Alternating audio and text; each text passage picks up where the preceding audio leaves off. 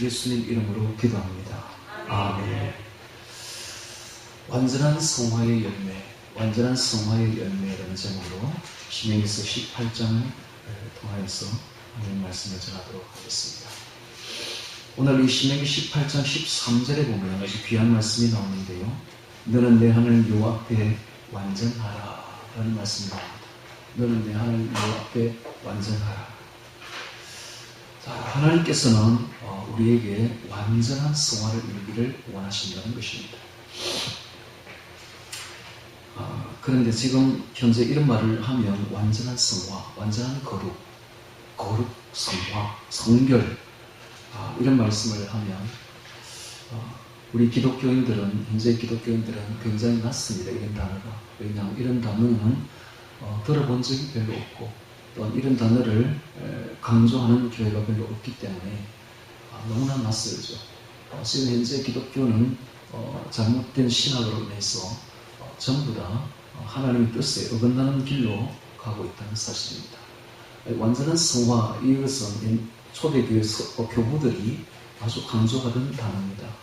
그런데 이렇게 완전한 성화를 이루어갖고 2000년 동안 그렇게 오다가 갑자기 이 완전한 성화라는 단어가 없어지는 때가 있었는데, 그때가 언제냐면 바로 마틴 루터가 1517년 개신교를 만들면서부터, 종교개혁을 하면서부터 이 마틴 루터가 이 귀한 교부들이 가져왔던 완전한 성화의 모든 것을 다 폐기처분한 여기서부터 시작되는 것입니다.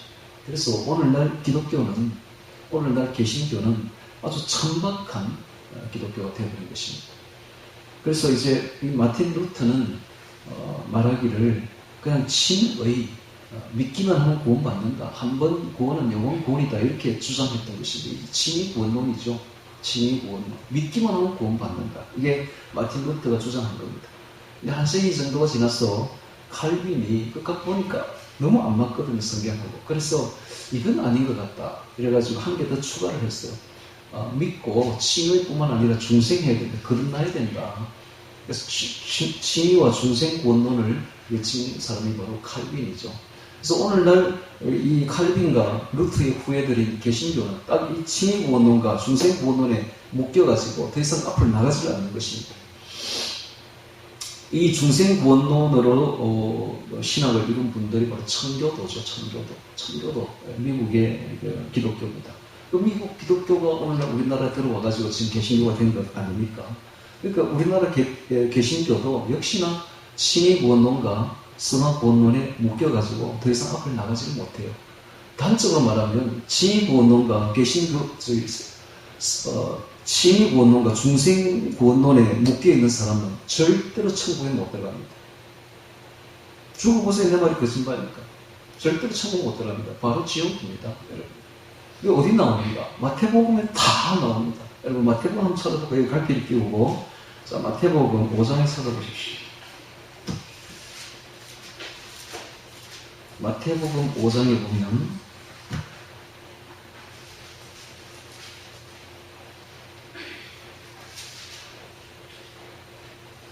마태복음 13장 봅니다. 마태복음 13장입니다.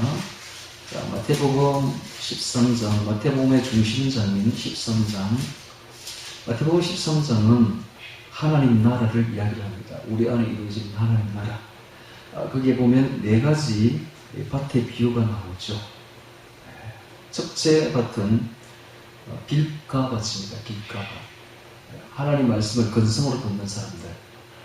같이 교회에 앉아있어도 하나님 말씀을 근성으로 듣는 사람들, 즉 거듭나지 못한 사람들, 이런 사람들이 교회 안에 90%입니다.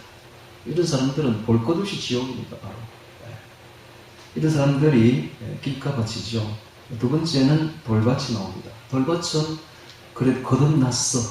10% 정도 거듭났는데 교회 안에 10%에 들어가는 사람들입니다. 돌밭에 있는 사람들. 이 사람들은 거듭나서 하나님의 말씀을 기쁨으로 받아요. 그러나 조그마한 핍박과 말씀이라는 환란이 다가올 때는 곧 배반하는 자, 배신하는 자들입니다. 이런 사람들도 지옥에 들어갑니다. 거듭났다고 천국 가는 거 아니에요. 근데 지금 계신 거는 뭐라 합니까? 거듭나기만 하면 천국 간다고 말하죠. 천만에. 거듭났다고 절대로 천국 가는 거 아닙니다. 거듭나도 배신하면, 배도하면 지옥 간다. 오늘날 지금 이제 적 그리스도가 이제 가까이 다가오고 있습니다. 곧 7년 대환란이 다가오고 있는데 이 적 그리스도는 배도로 이끌 겁니다. 그때가 배도의 배신의 절정이 될 것입니다. 그 전에 이미 교회들은 다 배도합니다. 그게 데살로니가서에 나오죠.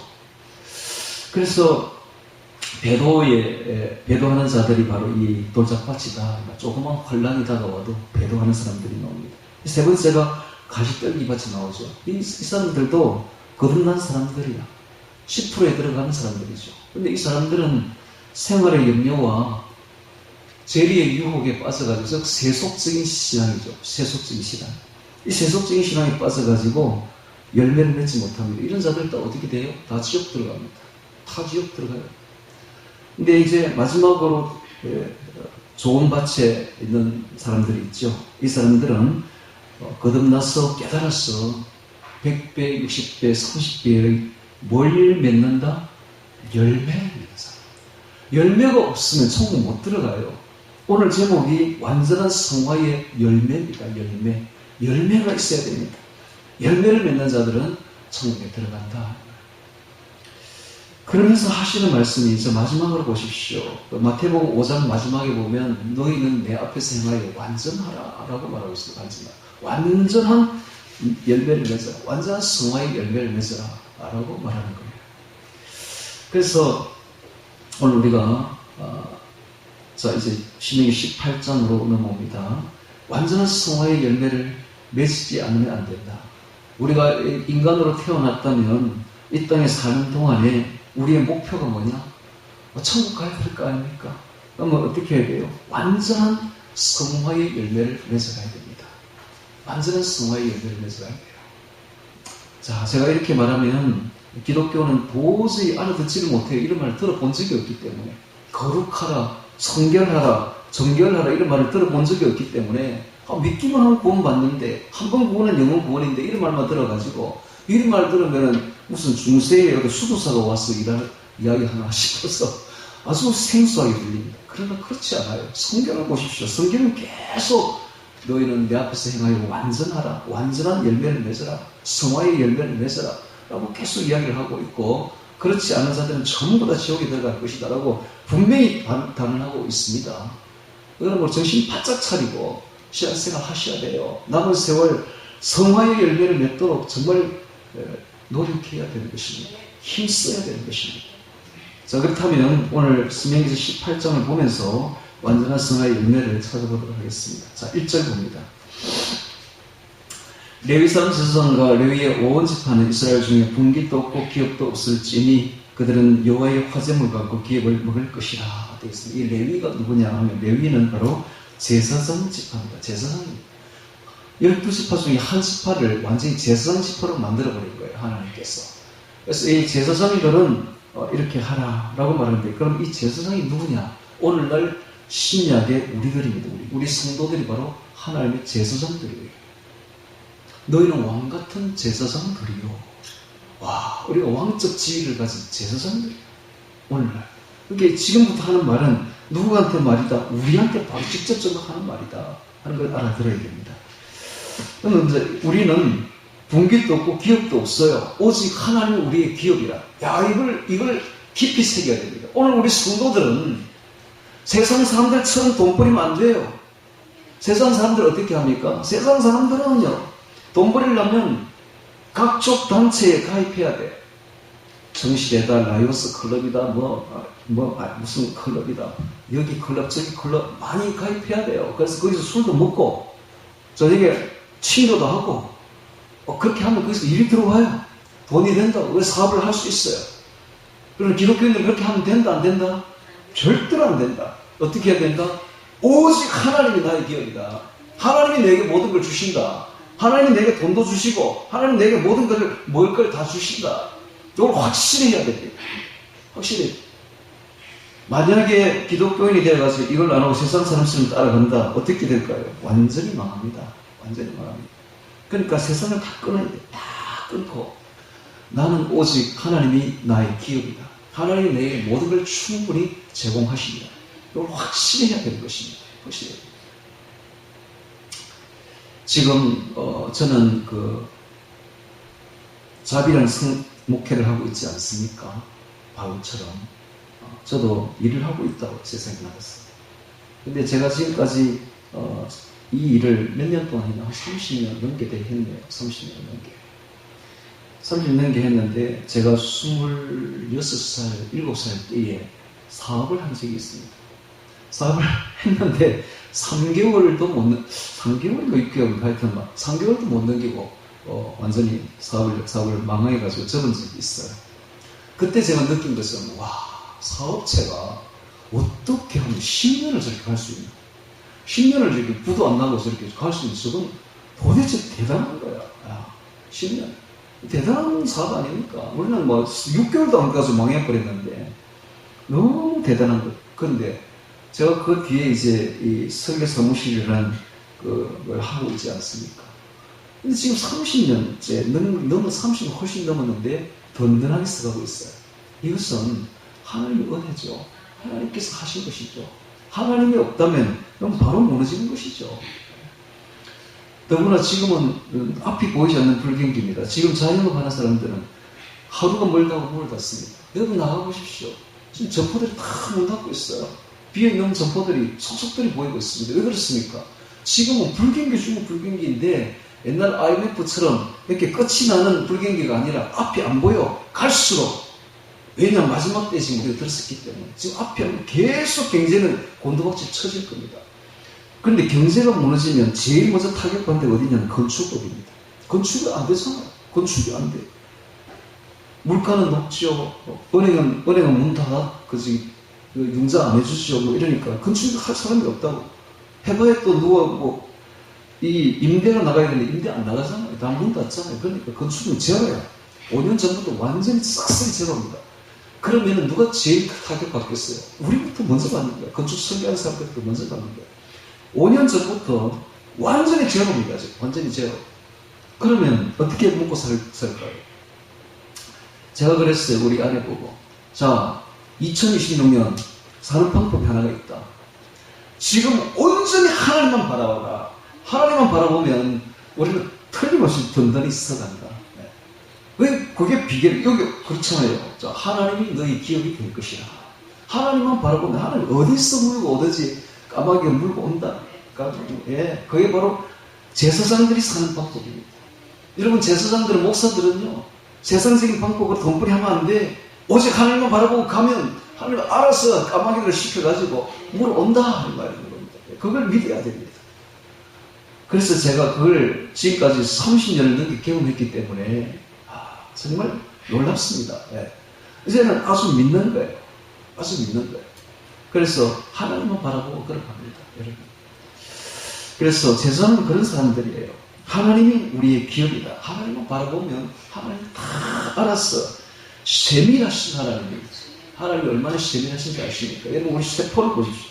세포가 약 70쪽에 어떤 사람은 100쪽에 어린아이들은 약 60쪽에 보통 평균 한 70쪽에 그 세포 하나에 얼마나 정밀하게 만들어놨는지 모릅니다. 그 세포 속에 세포핵이 있는데 그 세포핵에 DNA가 있는데 DNA 거기에 그 하나님이 명령을 다 하나님이 어떻게 하는 명령을 갖다가 기입해놨는데 그 명령을 책을 쓰면 백과사전이 예를 수천 건, 수백만 건 될 정도. 왜냐면 이 벽면에 꽉 찰 정도의 그 정보가 그 조그마한 그 안에 다 들어있어요.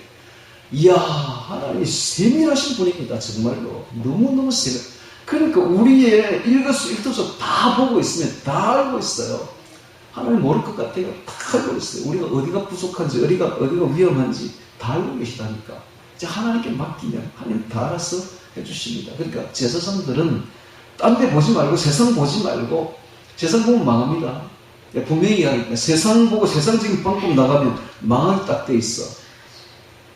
예를 들면 점을 친다. 세상 사람들 점 치잖아요. 점을 친다. 그러면 확실하고 100% 망합니다. 그건 딱 확실해요. 누군가 점을 쳤다. 기독교인데요. 점을 쳤다. 그쪽으로 의지했다. 그러면 100% 확실하게 망하는 방법이에요. 그렇게 하면 안 됩니다. 절대로 하나님만 바라고 하나님을 의지하십시오. 할렐루야. 하나님이 기가 차게 기적적으로 여러분들을 살려주실 것입니다. 자, 다시 2절 마지막에 보시죠. 여호와께서 그들의 기업이 되시니라. 3절에 제사장이 백성에게서 받을 음식은 이라니. 자, 왜 그렇습니까? 이 생계 문제로 고통받죠. 제사장들은 먹을 게 없어. 왜? 밭이 없기 때문에, 토지를 분배받지 않았기 때문에. 그래서 그들은 오직 하나님을 바라보니까 하나님이 그들에게 먹을 걸 다 제공하십니다. 제사장이 백성에서 받을 음식은 목숨 이러하니 곧 그 드리는 제물의 우양을 물론하고 그 앞 넓적다리와 소의 앞 넓적다리가 앞다리가 그렇게 맛있대요. 저는 잘 모르겠는데 두 볼과 그 엉덩이 살도 맛있대요. 그 위 중에서도 소의 그 네 번째 위인 그 되새김하는 위가 그렇게 맛있답니다. 저는 잘 모르겠는데 열향이라고 그러기도 하죠. 이것을 제일 좋은 것을 가장 맛있는 부분을 제사장에게 주어라. 하나님 이런 분입니다. 하나님은 제사장의 마음에 있는 다 쏠려가 있어요. 그래서 제일 좋은 거를 준대. 이게 다시 오늘날 말로 해석하면 뭡니까? 하나님이 우리에게 줄 때는 가장 좋은 것만 골라갖고 우리한테 다 던져준다. 와, 할렐루야. 쓸데없는 거 주는 게 아니라 하나님 제일 좋은 거, 제일 값진 거, 제일 맛있는 거 여기다 골라가지고 우리한테 다 주겠다는 거예요. 하나님은 이런 분이에요. 하나님은 잘 모신다. 세상에 좋은 게 다 온다. 줄 것이요. 4절에 또 너의 처음된 곡식과 처음된 곡식은 가장 좋은 것이고 가장 값진 것이죠. 포도주와 가장 처음된 포도주는 제일 좋은 것이죠. 기름 올리브유인데 올리브유 중에서 엑스트라 버진 제일 처음 나오는 거 제일 좋은 게 이게 바로 제사장의 갈목시래. 기름과 또 너의 처음 깎은 양털을 양털 깎을 때는 그 마을에 축제가 벌어집니다. 그 마을에 의복을 만드는 주 재료이기 때문에. 근데 그 처음 깎은 양털을 제사장에게 주라는 겁니다. 놀랍습니다. 처음 양털을 그에게 줄 것이니 이는 내 하나님 여호와께서 내 모든 지파 중에서 그를 택하여 내시고 그와 그의 자손으로 영영히 여호와의 이름으로 서서 섬기게 하셨습니다. 자, 오늘 우리 성도들이 이와 똑같습니다. 제사장입니다. 서서 하나님을 섬기는 분들이죠. 자, 이런 분들에게 하나님은 제일 좋은 것으로 제공하겠다는 것입니다. 자, 6절에 봅니다. 이스라엘이 온 땅 어느 성에서든지 그 안에 레위인이 간절한 소원이 있어. 자, 레위인이 주로 어디 살았냐 하면은 제사를 지내야 되니까 예루살렘 근방에 살았어요. 예루살렘 근방에 살면서 항상 하나님에게 섬기고 제사를 지내야 되니까. 그런데 먼 곳에 있는 제사장들도 있겠죠? 왜냐하면 각 지방이 흩어져서 그 지방에 있는 사람들을 교육시키고 또 하나님께 인도해야 되는 의무가 있기 때문에 먼 지방에 있는 레위인이 간절한 소원이 뭡니까? 그들은 오로지 하나님께 가서 하나님이 계시는 예루살렘 성전에 가서 하나님께 제사 한번 드려보는 것, 예배를 한번 집례해보는 것, 이게 그들의 가장 큰 평생의 소원이죠. 보통 이제 24반열로 나누어서 레위인들을 일주일씩 섬기게 하는데 돌아가면서 그것도 제비 뽑기를 해서 섬깁니다. 그러니까 평생 이 레위인들이 제사장이지만은 평생에 가도 한번 뽑힐까 말까 해요. 안 뽑히는 사람도 수두룩해요. 그러니까 내가 한번 뽑혀서 하나님 앞에 가서 그 성전에 가서 제사를 한번 드려보는 게 그들의 평생의 소원이었던 거예요. 그게 간절한 소원이야. 간절한 소원. 그들이 한번 하나님께 여러분, 예배가 얼마나 중요한지 모릅니다. 예배가 예배만큼 중요한 게 없어요. 예배에서 모든 게 결정돼요. 예배만큼 중요한 건 없습니다. 오늘 하나님께서 주일에 이렇게 주일 낮 예배를 이렇게 하나님께서 개설하시고 이곳에 와서 예배를 드리는 것은 우리의 일생에서 가장 중요한 일을 지금 하고 있는 것입니다. 예배만큼 중요한 게 없어요. 레위인들은 그 간절한 소원이야. 예배 드리는 것이. 오늘 여러분들이 이곳에 와서 하나님께 예배 드리는 것은 일생 제일로 중요한 일을 하고 있는 것입니다. 간절한 소원이죠. 간절한 소원이 있어 그한 곳을 떠나서 여호와의 택하신 곳에 이르면 이게 어디입니까? 바로 예루살렘이죠. 예루살렘에 성전이 있는 곳입니다. 이러면 여호와 앞에 선 그 형제 모든 레위인과 일반으로 그 하나님 여호와의 이름으로 섬길 수 있나니 그 사람의 음식은 그들과 같을 것이요 그 성소 산업을 판 돈은 그 위에 그에게 속할 것입니다. 자 하면서 9절에 봅니다. 9절에 다른 민족들의 가증한 행위를 하나님이 이야기를 합니다. 내 하나님 여호와께서 내게 주시는 땅에 들어가거든 너는 그 민족들의 가증한 행위를 본받지 말고 즉 가나안 족속들의 가증한 행위를 본받지 말 것이니 이건 뭡니까? 우리는 세상에 살아도 세상 사람들의 가증한 행위를 본받으면 안 된다라는 것이죠. 즉 그 아들이나 딸을 불 가운데로 지나게 하는 자 이게 바로 몰렉 우상입니다. 암몬과 모압에 있었던 몰렉 우상인데 청동으로 만들었는데 황소 머리를 한 그 속은 텅 비어 있습니다. 텅 비어 거기다 불을 떼는 거예요. 그럼 이 청동으로 만든 이 황소 형상의 신이 손을 이렇게 앞으로 메고 있는데 이게 붉게 불에 달고 있습니다. 그러면 자기 자녀를 그 위에다 턱 얹는 거예요. 그러면 그 자녀가 그 자리에서 그냥 산채로 죽게 되겠죠. 아니 무슨 복을 받으려고 복 중에 복인 자녀를 거기다 바칩니까? 미친 짓이죠 완전히. 복 중에 복은 우리의 복 중에 복은 자녀입니다. 그렇지 않습니까? 우리가 무슨 복을 받겠습니까? 집에 가면 즐거움이 어디 있습니까? 자녀에게 있는 거야. 자녀가 우리의 즐거움이 우리의 복이잖아요. 근데 그걸 갖다가 무슨 복을 받으려고 거기다가 자녀를 거기다 바쳐요? 이게 바로 우상에게 하는 미친 짓입니다. 완전. 비윤리적이고 비인간적인. 네. 복술은 점을 치는 거죠. 네, 점 치는 거. 기흉을 말하는 자, 역시 점 치는 거죠. 요술을 하는 자, 역시 점 치는 거죠. 무당이나 진언자는 주문을 외우고 마술을 부르는 자들을 말합니다. 진언자나 신접자는 귀신을 부려서 예언하는 자들을 말합니다. 박수는 남자 무당을 말하고 있습니다. 초혼자는 죽은 영혼을 불러서 예언하는, 즉 귀신을 부르는 거죠. 귀신을 불러서 예언하는 자들을 말합니다. 초혼자, 너희 중에 용납하지 말라. 물론 이런 일을 행하는 자는 여호와께서 가증히 여기시나니 가증, 토하여 내치다, 토해가 하나님이 얼마나 더러웠으면 우리가 더러운 걸 먹으면 토하여 내치잖아요. 그와 같이 토하여 내치 하나님이 토하고 싶은 게 바로 이런 것들이다.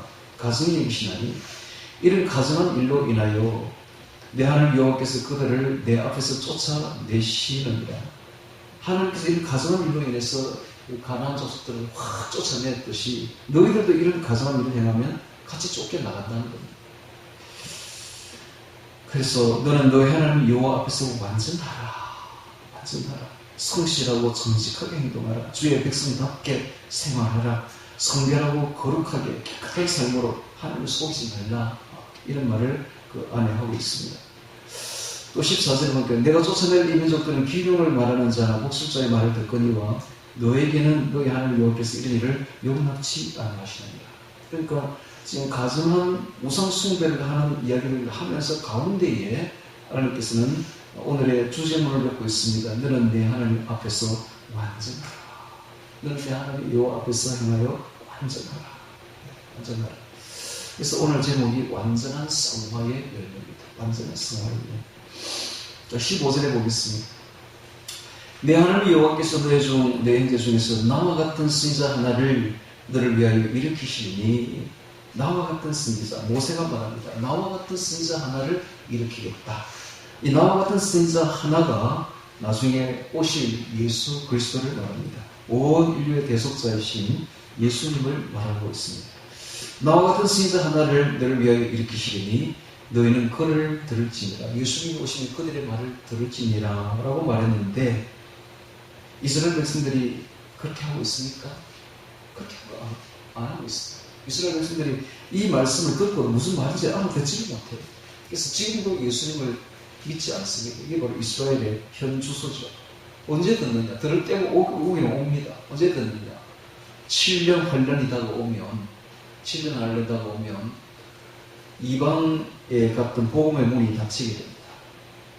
여러분 이런 생각하는 사람 있죠? 앞으로 큰 환란이 다가오면 그때는 여기 있는 사람들이 많이 교회에 올 것이야. 정말 있는 사람들 다 문이 닫기가 다 나가버립니다. 그때는 완전히 문이 닫혀요. 더 이상 구원받을 길이 없습니다. 문이 어디 열리는가? 이스라엘에 열립니다. 그렇게 지금 이방 사람들이 이스라엘 외의 나라들이 구원받을 때입니다. 지금이 구원받을 때예요. 지금 받지 못하면 이제 환란이다 보면 더 이상 구원받을 수 없습니다. 그때 문이 닫혀버려요. 그러니까 지금이 기회라니까 지금 문이 가까스로 열지는 닫을까 말까 하는 그런 상태인데 지금 교회에 와서 구원받아야지. 지금이 지나버리면 환란이다 보면 문이 완전히 닫혀버립니다. 더 이상의 구원 기회는 없는 겁니다. 그때는 이스라엘에게 기회가 넘어가 버립니다. 자, 16절에 봅니다. 이것이 곧 내가 총회의 날에 호렙산에서 너희 하나님 여호와께 구하는 것이라. 또 내가 말하기를 나로 다시는 나의 하나님 여호와의 음성을 듣지 않게 하시고 다시는 이 큰 불을 보지 않게 하소서. 두렵건대 내가 죽을 것 하나이다. 이스라엘 백성들이 왜 이렇게 했을까요? 이스라엘 백성들이 그 시내산에서 하나님을 본 것입니다. 시내산에 하나님의 불이 임하고 하나님이 강림하시자 이스라엘 백성들이 죽을 것 같다는 거예요. 죽을 것 하나이다. 왜 이렇게 이런 일이 벌어질까요? 여러분들이 만약에 죽어서 하나님의 심판대 앞에 딱 서게 되면 여러분들이 우리의 죄가 다 보이는 거 다 기억나는 거예요. 그 꼬꾸라질 수밖에 없죠. 그리고 그 죄 때문에 결국은 지옥 갈 수밖에 없는 겁니다. 그런데 이것이 성령께서 임하시는 이와 똑같은 현상이 벌어집니다. 제1차 성령 대각성 운동이 미국에 일어났을 때에 이와 똑같은 일이 벌어져요. 성령이 강력하게 임하니까 교회에 있는 사람들이 다 죽을 것 같은 거야. 왜? 자기 죄가 다 생각나고 자기가 지옥에 들어갈 것 같으니까 미치는 거예요. 우리나라에도 평양에 1907년에 성령대 부흥이 일어났을 때입니다. 성령대 부흥이 확 성령께서 임하니까 사람들이 막 미치는 거예요. 자기 죄가 생각나니까 어떤 사람은 하수구에 막 들어가기도 하고 그래가지고 그 평양 전체가 그냥 정결하게 성결하게 되는 것입니다. 앞장서가지고 나와가지고 하는 이야기 자기 죄를 고백하는 거예요. 평양 장대인교회에서 그런 일이 벌어졌어요. 그와 똑같습니다. 이 백성들이 지금 왜 이렇게 죽을까 하나 이렇게 하는 거예요. 하나님이 나타나게 되면 하나님의 성령이 나타나게 되면 자기 죄가 다 보이게 되고 그 죄로 인해서 죽을 것 같은 거야. 그래서 우리가 죽을까 하나이다. 회개하는 것이죠. 여러분 회개도 성령이 나타나야 회개되는 거예요. 그래서 회개가 참 귀한 겁니다. 죄를 깨닫고 죄를 회개하는 것은 정말로 귀한 일이고 그런 사람들은 천국 갑니다. 여러분 죄를 회개하지 않는 사람들은 천국 못 가요. 인간은 다 죄인이에요. 누구나 다 죄인이에요.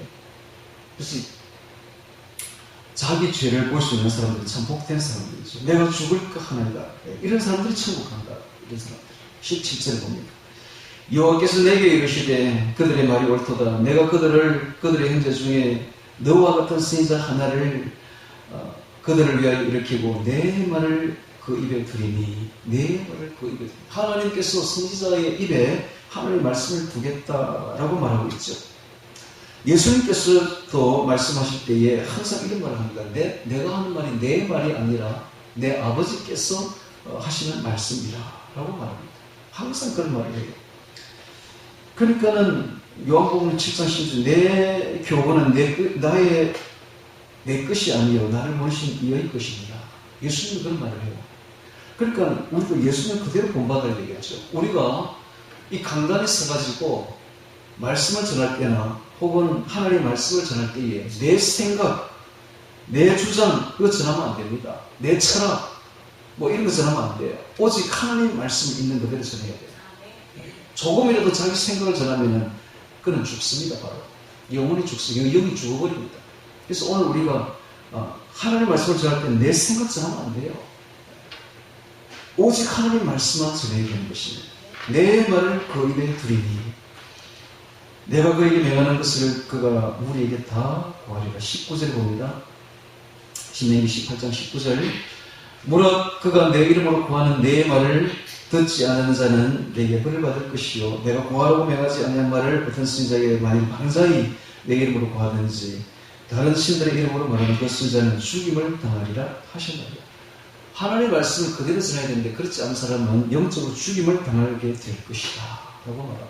오늘 마찬가지예요. 오늘도 강단에 선 교역자가 하나님 말씀을 있는 그대로 전해야지 자기 생각을 전한다든지 하나님은 하지 말라는 말을 방자히 전하게 되면 영적으로 죽임을 당하게 됩니다. 성령이 떠나버립니다. 성령이 없는 예배가 되는 것입니다. 여러분, 목사가 돼가지고 제일 큰 욕이 뭔지 압니까? 성령 없는 사람이에요. 영국에 가면 제일 큰 욕이 목사가 성령 없는 목사, 이게 제일 큰 욕이에요. 성령이 없는 목사가 됐어야 되겠습니까? 성령 충만해야지. 성령 영에 충만해야지요. 그래야 진짜 목사지. 그런데 하나님이 있는 말씀을 그대로 전해야지. 하나님이 하라고 하신 말씀을 전하지 않으면 성령이 떠나버려 영적으로 죽임을 당하게 될 것입니다. 자, 22절에 봅니다. 만일 21절에 만일 내가 혹시 심중에 이르기를 그 말이 여호와의 이르신 말씀인지 우리가 어떻게 알리요 하리라. 만일 선지자가 있어서 어떻게 그게 하나님의 말씀인지 아는 방법이 나옵니다. 22절에 만일 선지자가 있어서 여호와의 이름으로 말한 일에 정음도 없고 성취함도 없으면 이는 여호와의 말씀하신 것이 아니요 그 선지자가 방자한 말이니 너는 도리어 말지니라. 메시지가 성취 여부가 선지자의 진위를 가리겠다. 진위를 가리겠다라는 것입니다. 즉 선지자가 한 말이 그대로 이루어진다면 참 선지자요. 선지자가 한 말이 그대로 이루어지지 않는다면 거짓 선지자다. 이런 뜻입니다. 하나님은 성경 말씀에 예언이 거의 한 절반 이상 됩니다. 이 성경 말씀은 전부 예언서예요. 예언서. 와, 놀라운 예언을 수천 년 하고 있습니다. 근데 이게 이제 이루어지는지를 이제 봐야 되겠죠. 그런데 지금까지 거의 다 이루어졌어요. 거의 다 이루어졌어요. 놀랍습니다. 정말 그 예언서를 이루어진 그 경험을 이렇게 체크해 보는 거 보면 기가 참 놀랍니다. 특히 예수님이 인간의 몸을 입고 내려온다는 이 예언은 그 확률이 10의 30승분의 1인가 그렇더라고요. 인간이 도저히 이루어질 수 없는 예언들을 하나님은 하는데 그 정음이 그대로 이루어진다. 야, 놀랍습니다. 두로와 시돈이 멸망한다. 두로의 성이 멸망한다는 그런 예언도요. 몇 천분의 1, 확률이 몇만 분의 1입니다. 그런데 그게 그대로 이루어지는 걸 볼 수 있어요. 이게 바로 하나님이 하신 말씀이다. 라는 것이죠. 자, 오늘 제가 이 프린트 물질 뒤에 주었는데 이거 한번 보시기 바랍니다. 완전한 성화의 열매. 오늘 이제 핵심 키워드. 너는 내 하나님 여호와 앞에 완전하라. 신명기 18장 13절. 너는 내 하나님 여호와 앞에 완전하라. 라는 이 말씀을 가지고 프린트물을 보면 왜 이 프린트물을 주면 이 찾기가 시간이 걸리니까 찾지 말고 이걸 보면서 같이 보자고 제가 프린트물을 주었습니다. 너는 내 하나님 여호와 앞에 완전하라. 자, 완전한 성화의 열매가 완전한 성화의 열매가 세 가지로 나타납니다. 세 가지. 첫 번째가 거룩한 성품이에요. 거룩이죠. 거룩. 두 번째는 내적 증거가 있어요. 성화의 내적 증거가 있는데 이 내적 증거가 초월적 아름다움입니다. 초월적 아름다움. 그 다음에 성화의 내적 증거, 바깥 증거, 내적 증거가 있는데 이것은 완전한 사랑입니다. 아가페, 완전한 사랑이 나타납니다. 이게 완전한 성화의 열매입니다. 이런 열매가 있어야 이게 바로 알곡신자가 되는 겁니다. 그래서 다시 말합니다. 알곡신자가 되려면 저 100배, 60배, 30배의 열매를 맺으려면 이 완전한 성화의 열매를 맺어야 되는데 첫 번째가 거룩한 성품의 열매를 맺어야 되는데 이 거룩한 성품에는 의도의 순수성, 의지의 순수성, 사랑의 순수성이 있는 겁니다. 이게 바로 이 의도의 순수성이 뭡니까? 사람이 무슨 선한 일을 할 때에 안에 숨긴 게 없는 거예요. 의지가 아주 순수한 거예요. 동기 자체가 아주 순수한 거예요. 즉, 아기 같습니다. 아기. 예, 순수해요. 그래서 사람이 성결해지면 성화의 열매를 맺어가면 사람이 아기 같아요. 아기 같다. 너무 순수하다. 순수해. 안에 숨긴 게 하나도 없어. 예. 이게 바로 성화가 되어가는 사람들입니다. 안에 뭔가를 많이 숨긴 사람들이 있지. 아직 성화되기는 아직 틀렸어. 아직 성화가 안 된 사람들. 성화가 된 사람들은 안에 숨긴 게 없어. 겉과 속이 똑같아. 그냥 아기 같아. 아기 같아. 너희가 돌이켜 이 어린 아이들과 같이 되지 않으면 결단코 천국에 들어가지 못하리라. 바로 이런 뜻입니다. 그 다음에 그 하나님의 생명이 역동적으로 역사를 하게 된 네 가지 현상이 나타나는데, 그 첫 번째가 내적으로는 평강입니다. 평강. 하나님의 생명이 우리 안에 충만하면 어떤 열매가 나타나는가, 어떤 현상이 나타나는가. 우리 마음이 평안합니다. 평안. 어떤 평안인가? 천국이 임하는 평안. 천국이 임하는 평안. 내가 천국의 안식을 누리는 평안입니다. 천국의 안식을 누리는 평안. 여러분들이 마음이 불안하다면 아직 성화의 열매를 맺어서 평강이 안 왔다는 겁니다.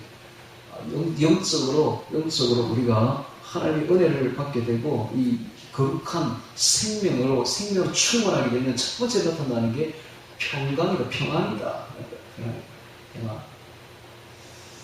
평안이다. 평안입니다. 요즘에 특별히 이 물질 문제로 오늘날 많은 사람들이 평강이 없어요. 얼굴에 수심이 칵해요. 네. 그러나 우리는 그렇게 하지 말아야 됩니다. 우리는 내일 아무 떼거리가 없을지라도, 아무 돈이 없을지라도, 한 푼 돈 없을지라도 절대로 불안해하면 안 됩니다. 하나님이 주시겠지 생각하고 믿고 그냥 오늘 하루 평안하십시오. 평강하십시오. 그게 성도들의 모습입니다. 예수님께서 배를 타고 가시는데 피곤하여 뒷고물에 기대어서 주무시고 계셨습니다. 그런데 갑자기 풍랑이 일어서 물결이 배에 덮이게 되자 제자들이 나와서 예수님을 깨우며 말합니다. 주여 구원하소서, 우리가 죽겠나이다. 그래서 예수님이 뭐라 합니까? 믿음이 없는 자들아 왜 무서워하느냐. 믿음이 없는 자들아 왜 무서워하느냐. 그러니까 예수님이 계신데, 바로 옆에 계신데 물결이 일어나 배에 덮이게 되고 배가 뒤집힐 것 같으니까 무서워서 와들와들 뜨는 거예요. 그래서 예수님이 뭐라 합니까? 믿음이 없는 자들아 왜 무서워하느냐. 우리 보고 하는 말이죠. 믿음이 없는 자들아 왜 무서워하느냐. 하나님 내일 꾀거리가 없습니다. 오늘 지금 통장에 돈이 다 떨어졌습니다. 우리 어떻게 할까요? 내가 죽겠나이다. 예수님이 뭐라 하는지 아십니까? 믿음이 없는 자들아 왜 무서워하느냐. 그냥 믿고 맡기면 하나님 알아서 다 하실 텐데. 할렐루야. 믿음이 없는 자들. 그래서 평강을 누려야 돼요. 그래서 성도의 이 성화를 이룰 성도의 특징이 뭐냐? 불안하지 않다는 거예요. 불안하지 않다는 거예요. 평안하다는 거예요. 평안. 천국의 안식을 이 땅에서 누린다는 거예요. 평안하다는 거예요. 이게 특징입니다. 이게 차이입니다. 이게 특징이다. 그 다음에 기쁨으로 넘친다는 거예요. 기쁨. 와, 이 기쁨은요, 넘치는 기쁨, 넘치는 기쁨. 주체할 수 없는 기쁨. 미친 듯한 기쁨이에요. 이런 기쁨이 속에서부터 넘쳐나는 거야. 넘쳐나는 거야. 이런 기쁨은 세상이 줄 수 없는 기쁨이에요. 그런 기쁨으로 넘친다는 거예요. 이게 특징이다. 바깥으로는 어떤 특징이 나타나는가? 생명이 넘치게 되면, 하나님의 생명과 연합하게 되면 봉사를 하고 싶은 거야. 봉사의 능력이 나타나는 거야. 봉사의 능력. 그래서 하나님께 봉사를 하는데, 말을 할 때는 하나님 말씀을 하는 것 같이 하고, 봉사할 때는 하나님 공급하신 힘으로 하는 겁니다. 그래서 여러분들 이게 주방봉사, 우리 바깥에 식당의 주방봉사, 혹은 꽃꽂이 봉사, 이런 거요. 이거 내적 몸으로 드리는 예배입니다. 예배. 하나님 기쁘게 받으십니다. 하나님 상급합니다. 하늘에 상급해요. 그런데 오늘날 교회는 다 어떻게 하면 사람을 사가지고 다 주방봉사시키고, 사람을 사가지고 다 교회 장식하고. 그걸 몰라도 한참 모르는 거죠. 성도가 그걸 몸을 바쳐서 하고 싶은 거야. 성령이 넘치면 그거 하고 싶은 거야. 그 하는 것 자체가 예배라니까. 몸으로 드리는 봉사, 예배입니다. 예배. 하나님 기쁘게 받으시는 거야. 하늘에 상급이 얼마나 큰지 모릅니다. 헌신하는 거예요. 헌신. 생명이 넘치게 되면 헌신하는 게 어느 정도 헌신하느냐. 생명을 내놓고 헌신합니다. 삶과 죽음을 초월합니다. 죽어도 좋다는 거예요. 그 정도. 하나님을 위해서 나 죽어도 괜찮아. 그 정도 헌신합니다. 그게 바로 생명이 넘칠 때 이게 이제 거룩입니다. 거룩. 그럼 두 번째로 이 성화의 열매가 맺히는 것이 초월적 아름다움, 초월적 향기가 나타납니다. 희한합니다. 이게 어디서 나타나는가? 영체에서 나타나는 영체.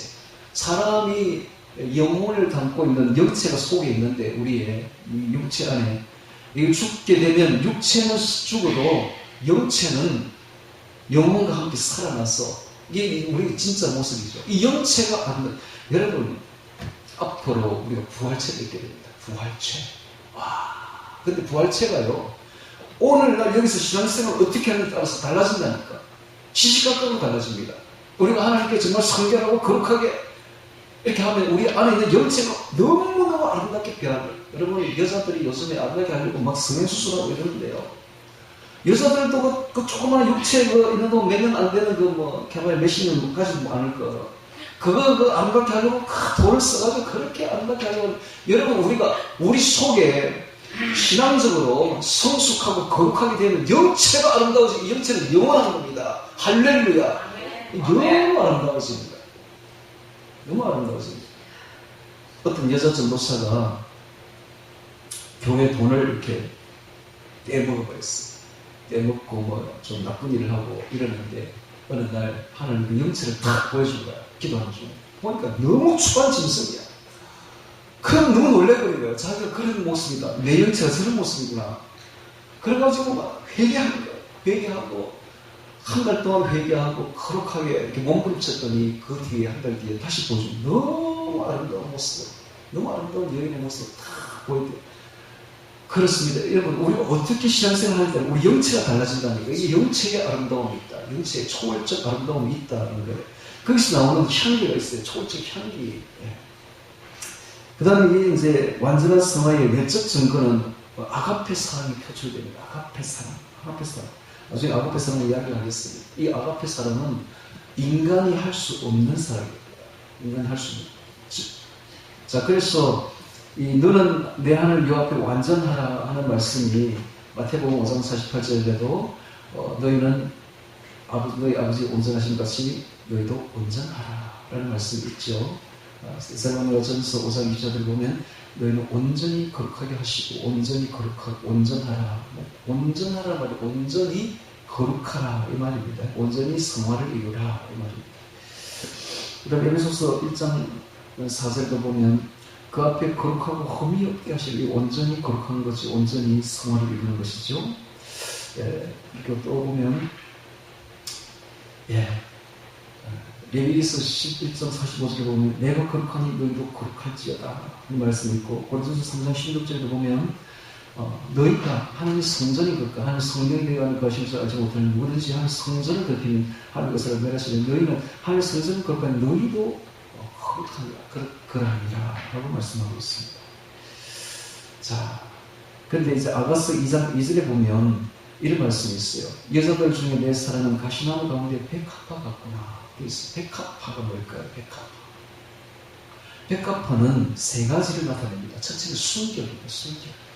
그래서 결혼식 할 때는 전부 백합화로 다 장식하는 거예요. 순결한 아름다움. 두 번째는 향기가 진한, 백합화만큼 향기 진한 게 없어요. 꽃 중에 제일 향기 진하죠. 향기가 진한 거예요. 세 번째는 너무 아름다운 거예요. 그래서 결혼식 할 때는 백합화로 장식하는 겁니다. 그래서 이 백합화가 나타내는 게 세 가지가 순결이다, 향기다, 아름답다 이겁니다. 근데 이것이 그대로 우리가 성결을 열매를 맺으면 이대로 나타난다라는 사실입니다. 자, 아가서 5장 2절에도 보면 나의 완전한 자야 능결하고 나의 완전한 자야. 하나님이 우리에게 바라시는 것은 완전입니다. 완전한 성화를 이루라. 이걸 하나님이 바라신다 이 말이에요. 하나님이 우리 성도에게 바라시는 건 한 가지밖에 없습니다. 완전한 성화를 이루라. 완전한 자야. 이걸 바라신다. 대충 믿기만 하면 대충 천국에 가면 되겠는데, 여러분 대충 값싼 그런 천국은 없습니다. 대충 이루는 그런 천국은 없다고요. 완전한 성화를 이루어야 겨우 천국에 들어간다. 여러분 대충 믿고 한 번 믿으면 영원 구원이라더라. 대충 믿고 대충 천국에 그런 천국 없어요. 그런 값싼 천국 없다고요. 그런 천국 없어요. 죽어보면 알아요. 못 가요 천국. 완전한 성화를 이루는 자만이 천국 들어간다. 고린도후서 1장 12절에 보면 하나님의 거룩함과 진실함으로 하되 이런 말씀이 있죠. 자, 그 다음에 이제 보면 하나님의 생명과 연합하게 되면, 생명이 우리 안에 역동적으로 역사하게 되면 내적으로는 평강의 열매가 맺힌다고 제가 아까 이야기했죠. 로마서 8장 6절 보면 육신의 생각은 사망, 영의 생각은 생명과 평안이니라. 평안이니라. 그 다음에 또 이제 하나님의 생명, 우리 안에 역동적으로 역사하게 되는 기쁨이 넘친다고 했죠. 로마서 14장 17절 하나님의 나라는 먹는 것과 마시는 것이 아니라 오직 성령 안에서 의와 희락과 의와 평강과 희락의 기쁨 아닙니까? 희락이라. 자, 이 희락이라는 단어가 어떤 뜻을 가지고 있느냐 하면 왕의 정식 때에 하는 잔치를 말합니다. 혹은 결혼식 때 하는 잔치를 말합니다. 축제, 희열. 여러분 잔치 때에, 결혼식 때, 축제, 희열 때 얼마나 기쁩니까? 그와 같은 기쁨이 넘쳐난다. 항상 잔치 분위기다. 그 사람에게 항상 잔치는 내 안에 성령의 생명이 역사하게 되면 항상 잔치 분위기다. 기쁨이 넘친다. 이런 뜻입니다. 자, 그 다음에 봉사가 나옵니다. 봉사가 나오는데 생명이 넘치게 되면 우리가 봉사를 할 수 있는 봉사의 능력을 갖추게 되는데 디모데후서 2장 21절에 보면 그러므로 누구든지 이런 것은 자기를 깨끗하게 하면 즉 성결하게 하면 귀히 쓰는 그릇이 될 것이다. 하나님 귀히 쓰는 하나님 어떤 그릇을 쓰느냐? 성결한 사람을 씁니다. 자기를 깨끗하게 하는 정결한 사람을 쓴다. 그러면 하나님 봉사의 능력을 주시는 겁니다. 여러분 이 봉사의 능력은 교회에서도 봉사도 되지만 직장에서도 하는 일도 다 봉사예요. 그러면 봉사의 능력을 하나님 우리에게 딱 준다는 거예요. 그러면 그 사람은 어떻게 되느냐? 어디를 가든지 인정을 받아요. 무슨 일을 해도 인정을 받아요. 여러분 인정받고 싶지 않습니까? 인정받는 사람이 되야 돼요. 어디를 가든지 인정받는 사람이 되는 게 귀하지 않습니까? 어떤 사람이 그렇게 된다? 하나님 성령을 딱 부어주시면 이 성결의 성화의 열매를 맺게 되면 하나님이 그런 능력을 부어줘요. 봉사의 능력을 부어준다. 어디를 가든지 인정받는 사람이 된다는 거예요. 이런 사람이 되어야지. 그쵸? 자, 그 다음에 보면 헌신을 하게 된다. 헌신을 하는데 어느 정도로 헌신? 삶과 죽음을 초탈합니다. 로마서 14장 8절 우리가 살아도 주를 위하여 살고 죽어도 주를 위하여 죽나니 그러므로 사나 죽으나 우리가 주의 것이. 여러분 삶과 죽음을 초탈해야 됩니다. 죽어도 좋아요. 죽어도 천국 갈 건데 얼마나 좋아. 까짓 거. 사나 죽으나 우리가 주의 것이로다. 이렇게 되어야 됩니다. 다음에 제가 한번 이야기할 텐데 이런 사람이 있어요. 나는 좀 이따 휴거 돼가지고 죽음도 보지 않고 휴거 되면 좋지 뭐. 여러분 제가 분명히 이야기합니다만 휴거 될 사람은 따로 정해져 있어요. 얼마 안 돼요. 우리는 전부 다 거의 다 순교해야 됩니다. 순교의 각오를 해야 돼요.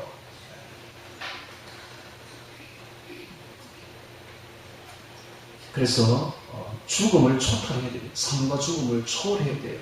죽는 걸 그렇게 두려워하지 말아요. 살아서 죽음을 각오하고 하나님께 헌신해야 되는 거예요. 살아 죽으나 우리가 주의 것이다. 자, 그 다음에 두 번째, 완전한 성화의 내적 증거는 초월적 아름다움이라고 했죠. 초월적 향기가 난다고 그랬죠.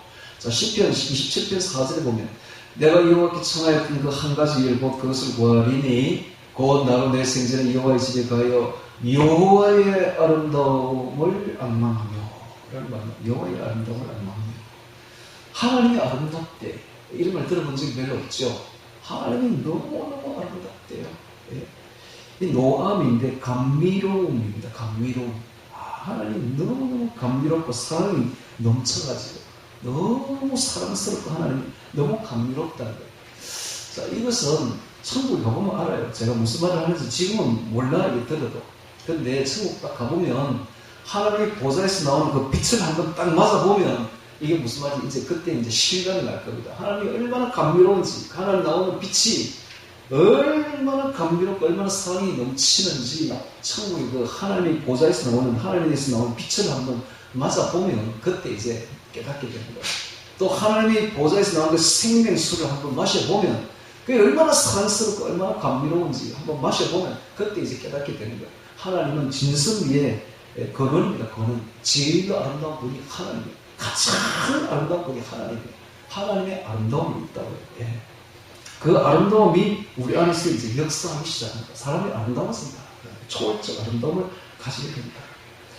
그래서 기독교인이라면 이런 아름다움, 이런 향기가 좀 나는 사람이 되어야 됩니다. 그거 목표인 거예요. 그런 사람이 있어요. 진짜 100에 하나, 만에 하나 그런 사람은 한 사람씩 강하고 있다고. 하나님의 아름다움이 그 속에 있어가지고 막 넘치는 사람, 하나님의 향기가 넘치는 사람이 있다. 그런 사람 되어야 돼요.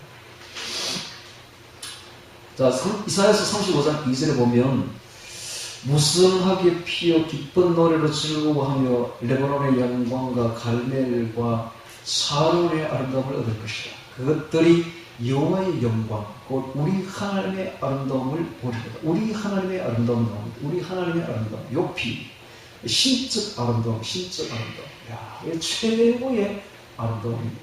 최고의 아름다움, 신적 아름다움. 이걸 조금만이라도 닮으면 우리가 너무너무 아름다워진다. 그런 사실. 그 다음에 스가랴서 9장 17절 보면 그의 형통함과 그의 아름다움이 어찌 그리 큰지, 그의 아름다움은 그의 아름다움, 하다라, 초월적 아름다움, 신적 아름다움, 초월적 아름다움. 시편 96편 9절에 보면 아름답고 거룩한 것을 여호와께 기대하자. 이 아름답고가 하다라, 하다라, 성결의 아름다움입니다. Beauty of holiness, 성결함. 사람이 성결해지면 아름다워진다. 성결해지면 아름다워진다. 자, 이것이 바로 두 번째 성화의 열매입니다. 초월적 아름다움, 초월적 향기. 세 번째 성화의 열매가 뭔가 하면은 완전한 사랑의 표출입니다. 완전한 사랑의 표출.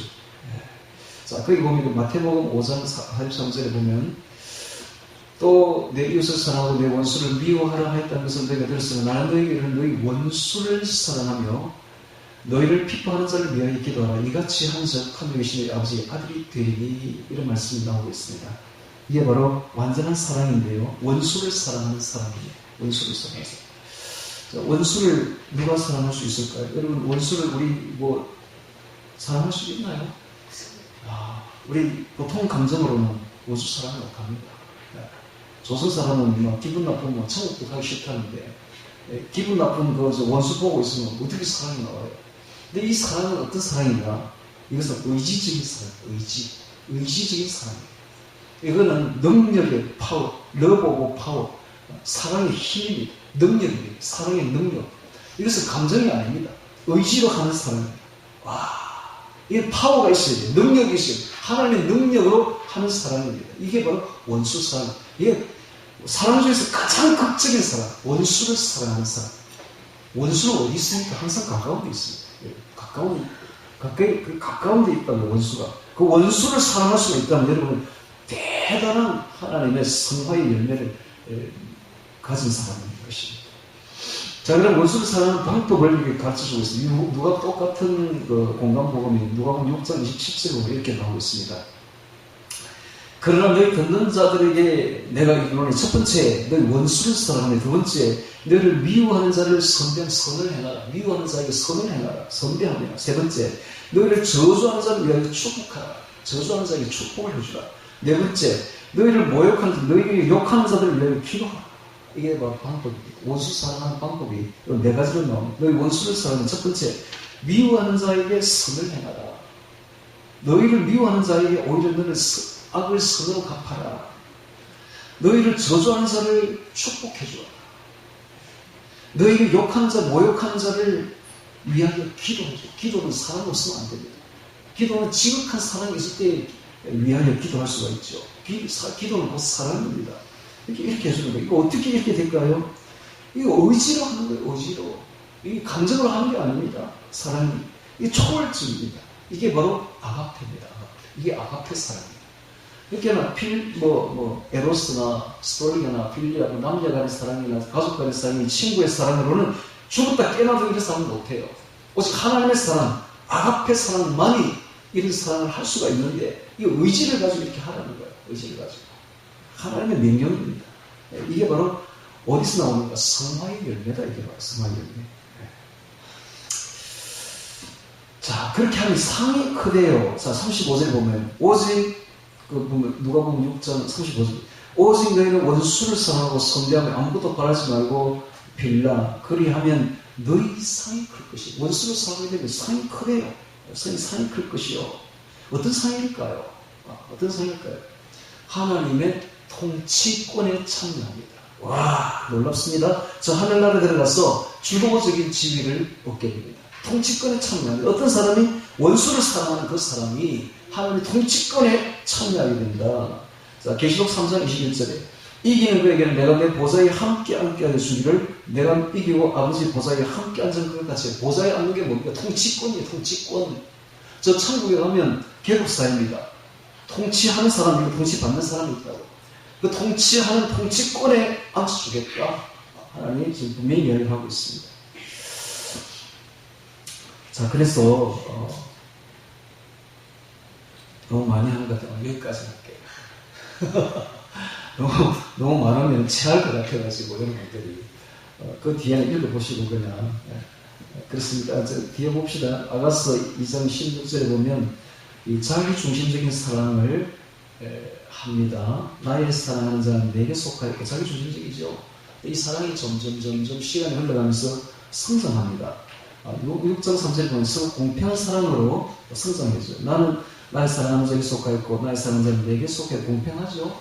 그런데 이제 신앙이 성장하고 성숙해지면 어떻게 되는가? 이제는 나는 없어지고 하나님 중심적인 사랑으로 변합니다. 나는 나의 사랑하는 자에게 속하였구나 이렇게 됩니다. 네.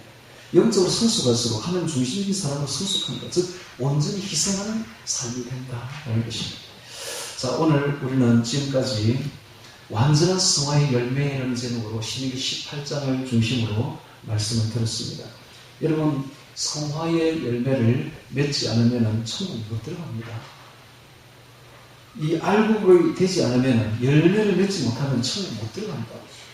성화, 하나님은 항상 신명기 18장 13절에도 너는 내 하나님 앞에서 행하여 완전하라 하셨고, 마태복음 5장 끝에도 보면 너는 하늘에 계신 너희 아버지 온전하신 같이 너희도 온전하라. 온전히 온전한 완전한 성화의 열매를 맺으라 이런 뜻입니다. 이 완전한 성화의 열매를 오늘 내가 구체적으로 이야기했습니다. 거룩과 성결로 하나님의 생명으로 네 가지 현상이 나타나게 될 것이다. 즉 평강과 기쁨, 봉사와 헌신, 그리고 두 번째로는 성화의 내적 증거가 있는데 초월적 아름다움, 초월적 향기가 그 사람에서 나타나게 될 것이다. 내적 증거는 완전한 사랑이 나타나게 될 것이다. 이런 뜻입니다. 완전한 사랑이 적극적이죠. 적극적으로 표출될 것이다. 했습니다. 그래서 오늘 이 말씀을 깊이 새겨서 우리 모두 다 완전한 성화의 열매를 맺을 수 있는 사람들이 될 수 있기를 주의 이름으로 축원합니다. 같이 오늘 말씀 기억하며 기도드리겠습니다.